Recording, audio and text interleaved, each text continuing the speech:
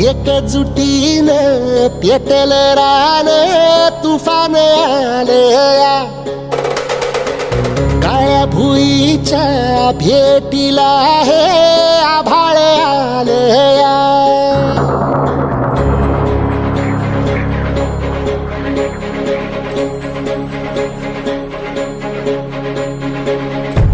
एकजुटीनं पेटल रान